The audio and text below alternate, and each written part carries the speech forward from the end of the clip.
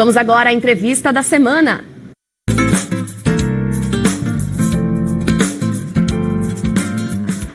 E o entrevistado de hoje é engenheiro agronômico e administrador de empresas, Alexandre Fautora, diretor da SGS do Brasil, empresa líder em agricultura de precisão, presente em vários estados aqui no Brasil e também no exterior. Alexandre, muito obrigada pela presença, seja bem-vindo. Eu que agradeço a presença de vocês. A gente vai falar um pouquinho sobre a evolução do nosso agronegócio nos últimos anos, né? Um pouco sobre a agricultura de precisão, essa tecnologia que vem sendo aplicada cada vez mais no nosso agronegócio, né? Acho que hoje uma frase interessante que é o avanço da tecnologia vem mudando a maneira de pensar o agronegócio, é isso? É verdade. A agricultura de precisão hoje já está presente nas nossas lavouras brasileiras.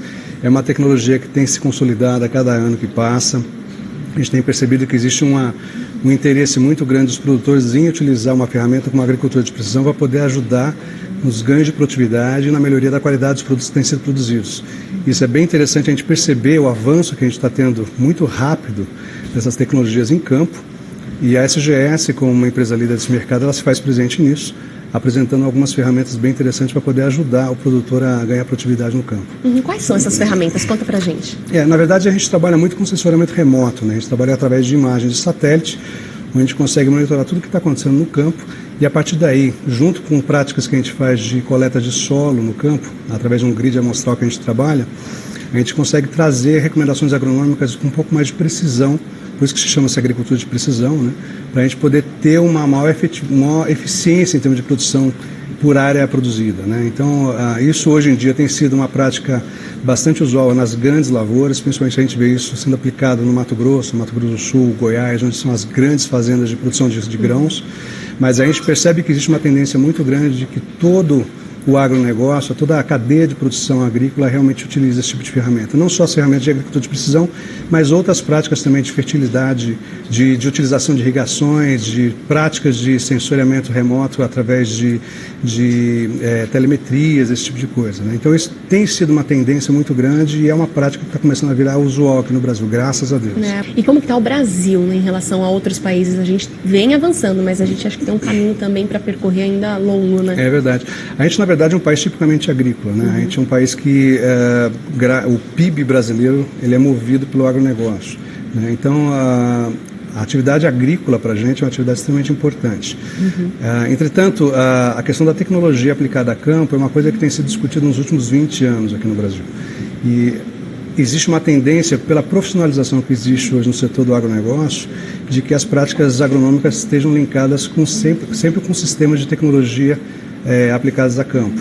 Então, a gente percebe, na verdade, que está existindo uma tendência muito grande dos produtores utilizarem cada vez mais essas ferramentas para que a gente consiga ter maiores produtividades, grandes produtividades. Se nós compararmos, por exemplo, os Estados Unidos com o Brasil, né, os Estados Unidos que tem uma força bastante grande na produção, principalmente de soja, de milho ou de outros produtos também, mas eles têm um histórico já de utilização de 70% a 75% das áreas com tecnologias de campo, principalmente voltadas à inovação tecnológica.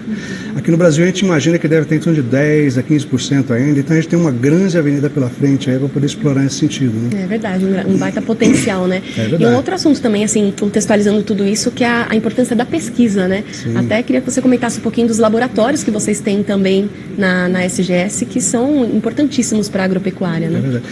No agronegócio, a pesquisa é extremamente importante, é visceral praticamente, porque é através da pesquisa que a gente consegue trazer novas variedades, novas técnicas de cultivo, novos insumos, né? E assim a gente consegue avançar e ganhar produtividade. Então a pesquisa, sob o ponto de vista da gente, ela é extremamente importante e estratégica para que haja realmente um avanço do agronegócio. A SGS, na verdade, ela é uma empresa que trabalha, ela é líder na área de pesquisa agronômica. A gente tem várias estações experimentais onde a gente faz ensaios de estudos de eficácia de resíduos de produtos novos que estão sendo lançados ou produtos geneticamente modificados também, né? E, ademais a isso, nós temos alguns laboratórios que são laboratórios de suporte que trabalham com a gente nesse sentido, como, por exemplo, o laboratório de resíduos de pesticidas que a gente trabalha para fins de pesquisa agronômica, onde a gente desenvolve técnicas e metodologias e métodos também para as novas moléculas que estão sendo lançadas. Muito bom. Então, existe uma combinação muito grande de inovação tecnológica junto com pesquisa ultimamente, né? E tudo isso voltado para aumentar a eficiência e eficácia dos produtos e melhorar a produtividade do campo, né? Ou seja, a empresa tem uma preocupação grande também com investimento em pesquisa para crescer cada vez mais o setor, né? Sem dúvida nenhuma. Um dos focos da gente hoje, dentro da SGS, é a utilização da pesquisa agronômica como se fosse um negócio em si. Então, hoje a SGS ela possui 8 estações experimentais espalhadas no Brasil inteiro, em pontos estratégicos, para a gente poder fazer ensaios de pesquisa, aproveitando os microclimas ou as regiões, na verdade, para poder explorar todo o potencial ou de um defensivo novo ou de uma variedade nova que está sendo lançada e verificar qual que está sendo o comportamento dessas plantas e desses produtos em campo, né? É um negócio bastante interessante. Tá certo, Alexandre, muito obrigada pela presença aqui no Jornal Terra Viva. Nada, a gente que agradece, eu agradeço a oportunidade e obrigado também.